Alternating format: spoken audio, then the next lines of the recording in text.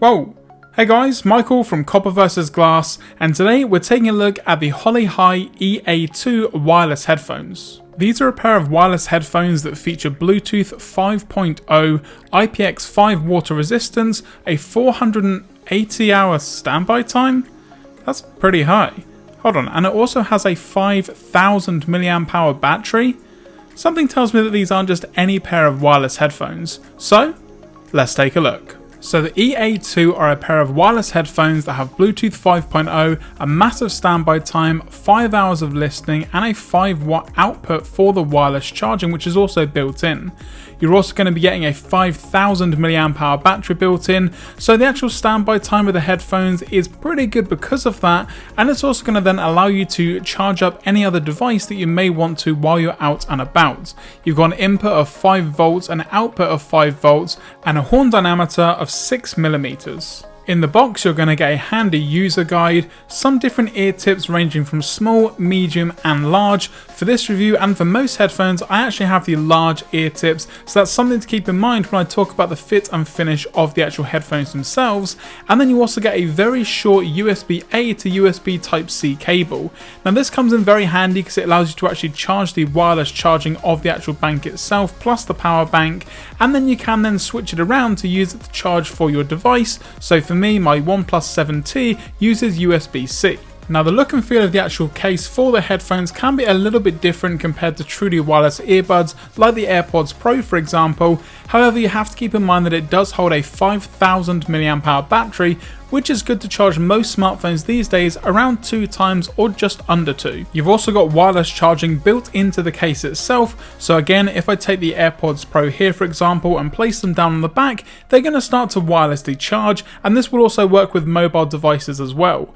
Now keep in mind that wireless charging is going to be a ton slower than wired charging, but it's nice to have on board a pair of headphones. Now although it may be a little bit plasticky, the actual case itself does have some nice weight to it, and overall it's actually not too bad in regards to design. You do have a frosted part which you can pull up or down to get out the headphones or cover the headphones when they're not in use, and you've also got an LED light on the front there to show you the battery life of the power bank from 25, 50, 75 and 100%.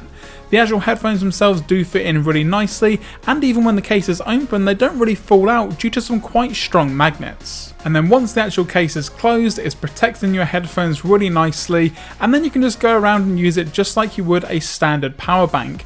I like the fact that the frosted part at the top there still allows you to see the actual power of the headphones, so again a red light means they're charging and a blue light means that they are fully charged and ready to go. On the bottom of the case is where you're going to find all of the inputs and outputs with USB-C and USB-A, and the frosted plastic really comes down and up very easily, but it does have a nice satisfying click when you put it up the top to make sure that your headphones are secure. The actual earphone design does look very nice. It reminds me of a more angular version of the original AirPods. However, the actual stalk itself, or the stem here with the microphone in, is a little bit longer than what you may be used to with some headphones. Now for me that wasn't really too much of an issue because they fit in my ear really nicely and has a nice oval earpiece as well, which I can see a lot of new headphones are coming out with. You've also got the touchpad on the side there which allows you to actually play, pause, skip track, anything that you need to with music, and you can also triple tap to access your virtual assistant, in my case Google Now. Now the input and the output of both of the ports on the bottom are 5 volts,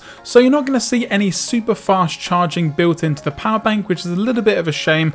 I would have hopefully liked a little bit more than 5 volt output, but that's kind of the only thing that we've got to work with.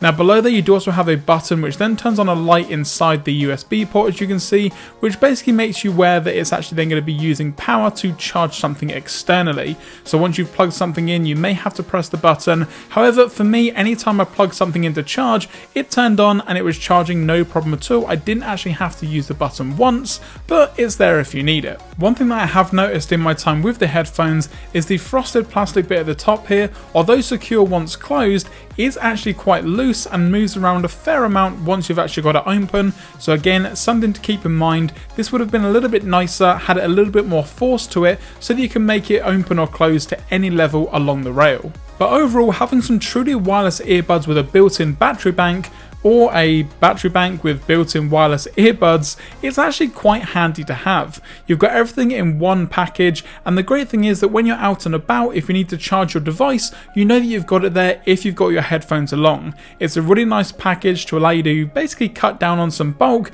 You don't need a separate power bank, headphones, cables, and your phone. It all comes in this nice package, and it's actually quite useful. But how do the actual headphones sound? Well, I'm pleased to say that they actually sound okay. I thought it was a little bit gimmicky trying to shove everything into one package, however the headphones themselves do sound quite nice. They may be a little bit bass heavy for some people, however using a variety of different music genres, podcasts, videos, and also a little bit of gaming, they actually sound pretty good. Now don't get me wrong, they're not going to be as good as £100 or £150 headphones, but for the price that you're paying and for all of the features, they actually sound pretty decent. And that's going to do it guys for this video. Now let me know in the comment section below what you think of the HolyHigh EA2 wireless headphones with power bank, and if you've got any questions or comments, let me know in the comment section below or on Twitter at @CopperVersusGlass. If you're not already subscribed, now's a great time to do so. I've got a ton more content coming out very soon, so make sure you're subscribed and turn on notifications to be notified anytime I post a new video here on the channel. I'm Michael from CopperVersusGlass. Thanks for watching, and I will catch you guys in the next video.